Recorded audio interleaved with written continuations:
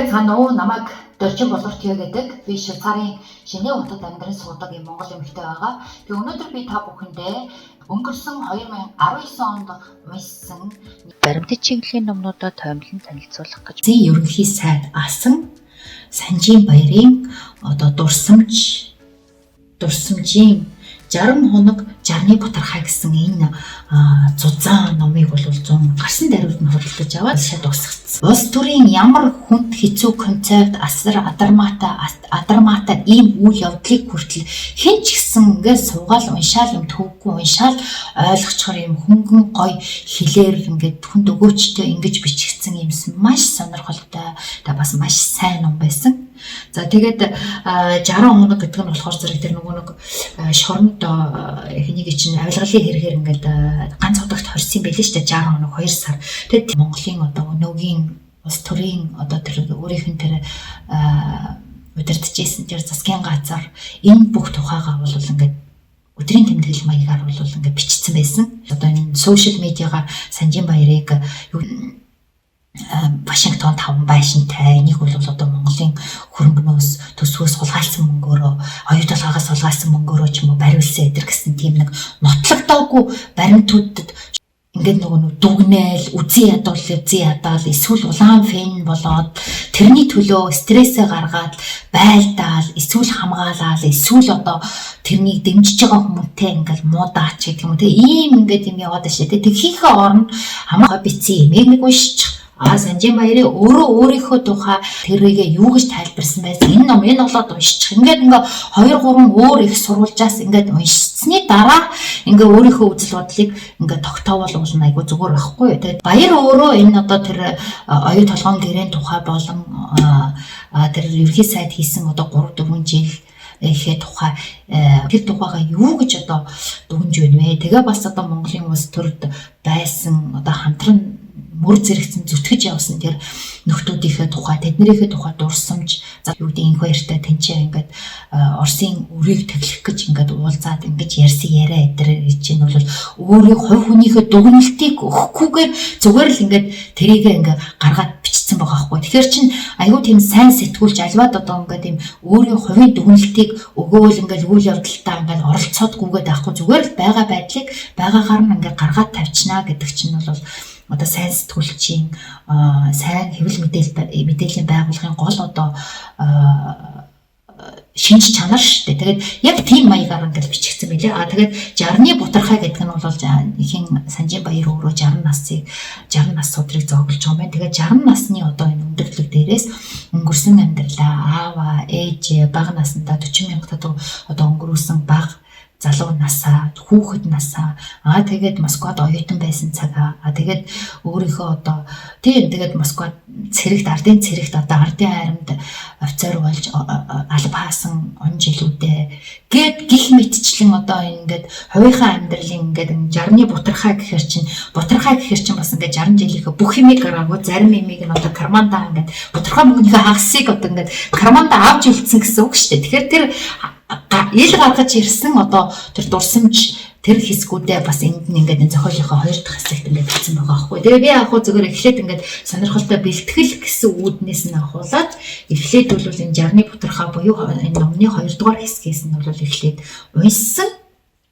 Тэгээд тэрийг уншичаад дараагийнх нь энэ улс төртөө 60 хоног, шорон 60 хоног, ганц утагт 60 хоног хоригдсан тэр хэсгийг нь бол уншсан байгаа. Тэгээд энэ номыг уншаад бол би бол баярын талаар бол өөрийн гэсэн мэдээж юм тогтсон үзэл бодолтой байсан. Тэгээд тэрийг чинь бол ингээд баярын өөрийнх нь зэнзүүргүй яриад ч юм уу өөр ямар нэгэн мэтгэлцэн хэвлэлд өгсөн ярилцлага тэрийг ингээ уншаад өөрийн гэсэн ийм үзэл бодлыг бол ерөнхийдөө энэ маань нэг тиймэрхүүл хүндээ оюутлахын гэрээг чинь ер нь ингэсэн эдэр гэсэн нэг тийм тогтсон үзэл бодол байсан. Тэгээ энийг уншаад бол миний тэр тогтсон үзэл бодол батцсан. Тэгээд бас Монголын улс төрд түнтэй мөр зэрэгцэн зүтгэж явсан намрын инх баяр бас Баттуулагч гэдэг юм уу гих мэтчлэн хүмүүсийн талаарх миний урд нь төсөөлөн бодож исэн тэр зарим бодол бол батцсан, зарим нь бол баг зэрэг өөрчлөгддөг ч юм уу эсвэл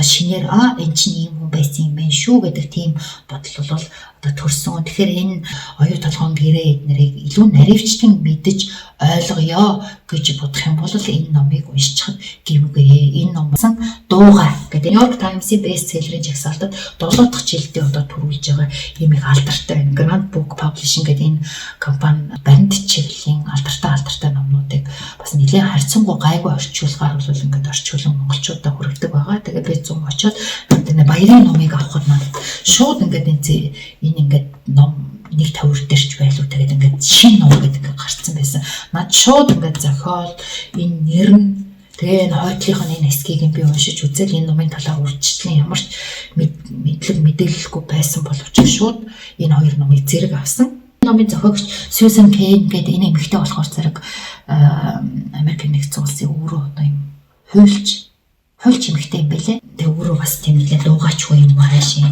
Тэгээд ийм номыг одоо хэдэн жил судалж байж энэ номыг бичсэн. Тэгээ ингээд одоо бүр будаа болгож байгаа гэдэг юм одоо ийм алтартай ном болсон. Судалгаа гэдэг юмыг бол одоо маш олон талаас нь өргөн хүрээгээр маш сайн хийж сурсан. Тэгээд тэр судалсан одоо баримт мэдээлэлээ тэгээд бас кейс одоо зөндөө олон бас жишээ байгаа шүү дээ. Кейс гэдэг чинь бол ерөөсөө нөгөө амьдрал дээрх жишээ.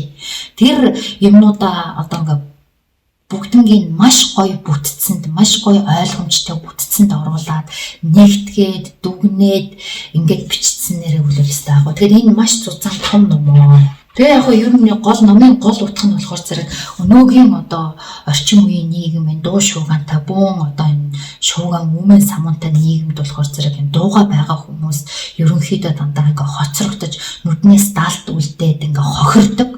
Тэгээ хэл ярианы чадамж сайтай тийм хүмүүсийг илүү үнэлдэг болсон юм байна өнөөгийн ертөнцид. Тэгээд тэрийг одоо ингээд гаргаж ирээд үгүй шүү дуугаа хүн байна гэдэг маань тэр хүн маань чадваргүй гэсэн үг биш. Хүнийг бараг төрхөөс нь удамшлын шинжлэх ухааныг хүртэл ягаад маш өргөн цар хүрээгээр аваад судлаад ингээд нэг ийм гоё эрдэмтэнд оруулаад ингээд системтэйгээр ингээд дүгнэж ütсэн үнэхээр гайхамшигтай ном. Хэрвээ одоо нэрээ даанч унших ном айгүй их юм да. Тэгээд энэ номыг бол бүр ингээд зугуухан ингээд зажилж ингэж хивж ингэж уншвал айгүй сайн санагдсан.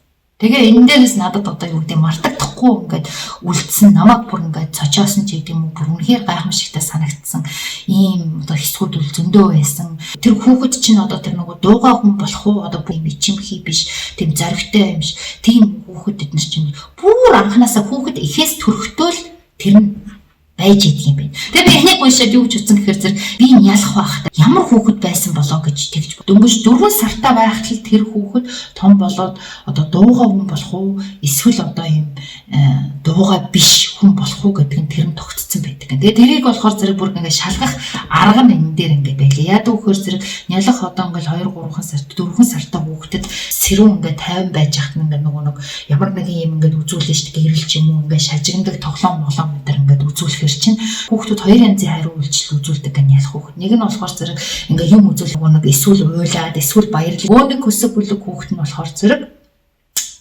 тэрэнд ямар ч реакцгүй. Би болохоор зэрэг тэрийг уншичаад тэр амар реакц үзүүлж байгааг нь болохоор зэрэг айгуу чанга ингээ дууга биш хүн реакц үзүүлэхгүй ингээ хөлтөө юм шиг ингээ байгаад байгаа хүүхдийг нь болохоор зэрэг айгуу дууга хүүхд байх та гэж бодсон чинь үгүй. Тэрнийхээ эсэргээр тэр ингээ гадны ийм стимуляцад ийм юмд аюух реакц үзүүлж байгаа хүүхд том болохоор дууга хүүхд болдог гэж байна. Харин нөгөө хөлдөө юм шиг ямар нэгэн реакц үзүүлэхгүй тоохгүй байгаа хүүхд чинь болохоор зэрэг харин өөрийгөө аюу илэрхийлдэг тийм хүүхд болдог гэж байна. Та ээж хүн болвол ер нь одоо ингээд энэ компанитай одоо менежер хүн ч юм уу те одоо багш шидэр гэсэн. За тэгээд ерөнхийдөө одоо нэг хүний сэтгэл зүй өдөр сонирхдаг тийм хүнд бол энэ номыг уншихад бол үнэхээр надад бол одоо нэг революшнери гэдэг чинь бүр юм хувьсгал гаргахаар үнэхээр гоё, үнэхээр мундаг, үнэхээр лав ном байсан. Нэг хэлнээс орчуулагдсан бүсгүй зүм сөрөлхүү гэдэг ийм гоё ном байгаа. Тэгээ амар жоох энэ бас нэг цаг гаруул уншихт нь ерөөсө 100 мөрөн хуудастай. Эмэгтэй хүн болгон бүр заавал унших маш гоё ном санагдсан шүү. Тэгээд энэ номыг бол би өнгөрсөн 7 сард уншаад өөрийн одоо ийм YouTube видео хийсэн байгаа. Тэгээд тэр видеогоо би энэ доор тайлбар хэсэгт ингээд линкээр оруулчих. Тэгээ энэ номны талаар зүйл миний тэр YouTube дээр хийсэн видеог үзүүлнэ. Монгол хэлээр уншсан өөр нэг ном бол Бясалгалд дадах уу гэдэг юм жоох ном байгаа. Энэ бас 50 их нууцтай. Тэгээд энэ төрийн бас байгууллагаас гаргасан юм байлээ.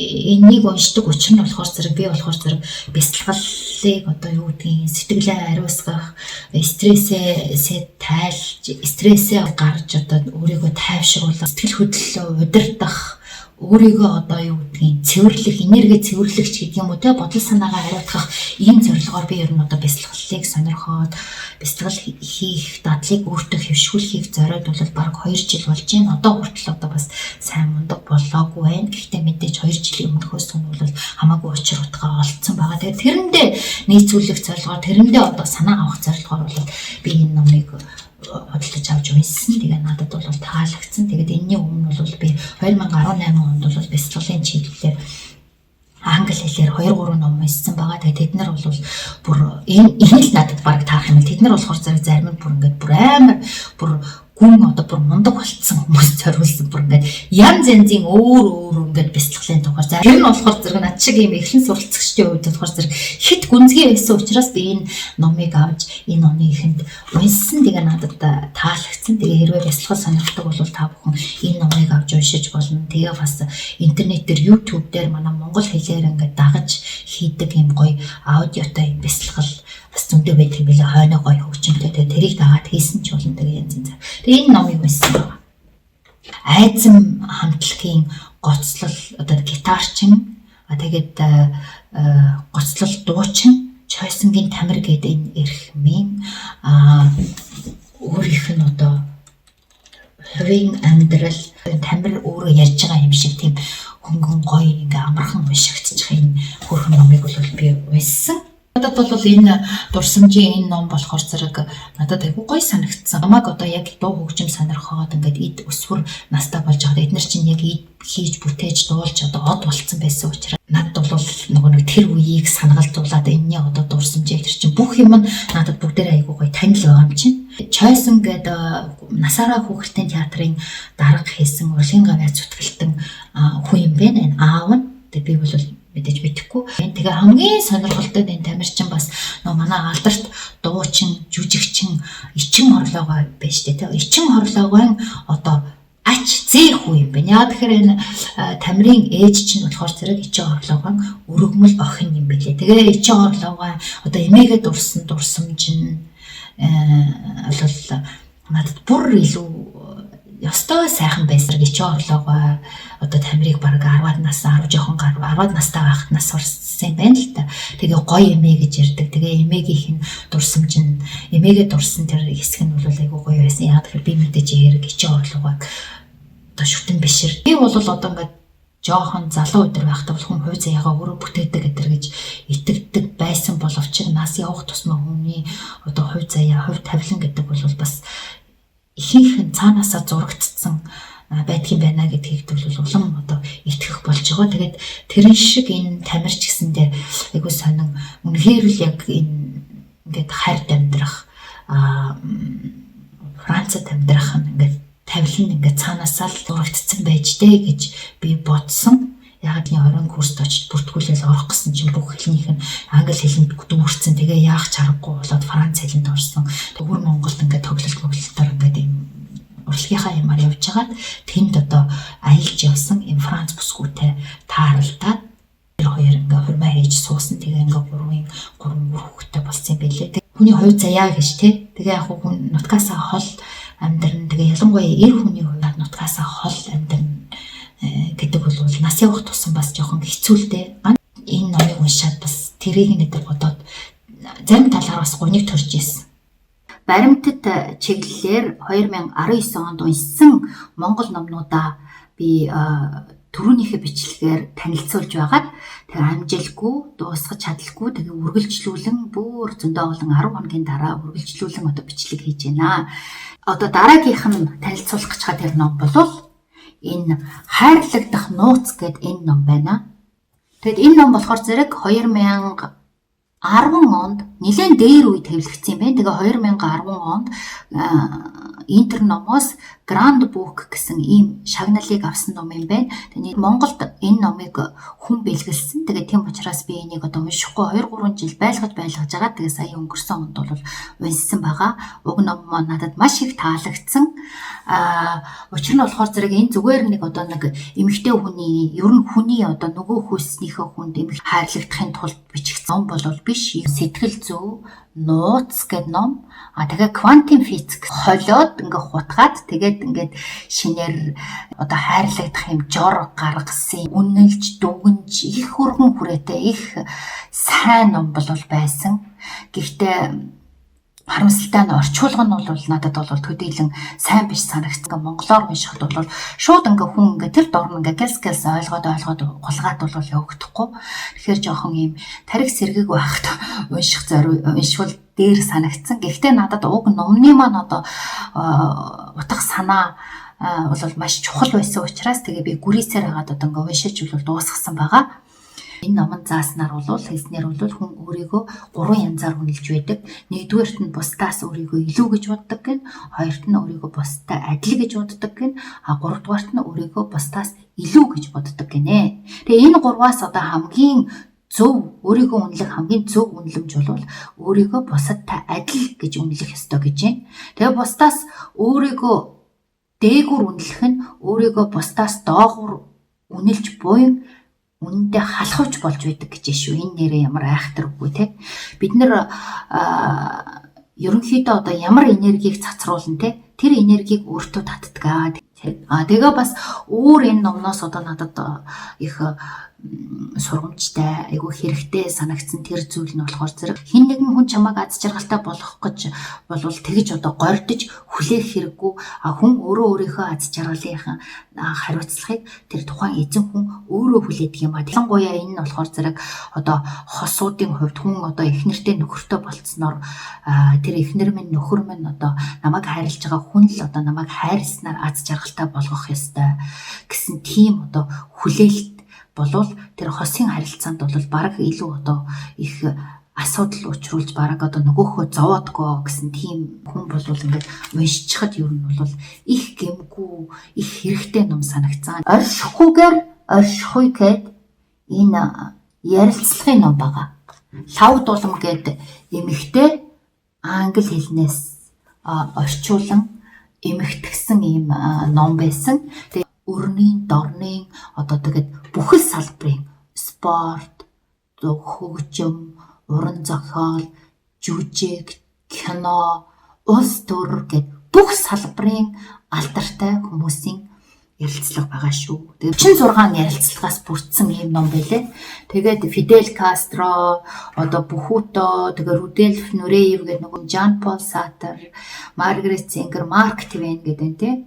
Гэх мэтчлэн Мухаммед Али, Акира Куросава, Динсапан гэдэг энэ номноос би зарим одоо огт мэддэггүй байсан эсвэл одоо маш зүгээр л нэрийн л сайшгүй тийм хүмүүсийн тухай бол мэдэж авсан. Ялангуяа надад нөгөө монголч эрдэмтэн Латимор гэх хүн биш үү те. Тэр хүний тухай ингээ ярилцлагыг үзсэн чинь надад бүр маш гоё айгу сайхан санагдаад энэ хүний талаар бол бүр нилээн ухаж интернет ухаж одоо уншсан юм бол байгаа. Тэгээ Мухаммед Али бол та нар мэднэ нөгөө нэг Америкийн алдартай одоо хүнжингийн боксч байгаа шүү дээ. 2-3 жилийн өмнө нас орсон тэр хүн Мухаммед Алиг бас би нэх одоо бас боксч юм чинь гэдэг ерөөсө тоодгүй байсан байхгүй юу. Тэгсэн чинь надад энэ ярилцлагыг энэ дээр байгаа энэ Мухаммед Алигийн ярилцлага маш их таалагдаад эн чинь бол одоо зүгээр л нэг юм спортын нэг хүн зоддог ч юм уу юм боксч хүн биш юм байна. Энэ бол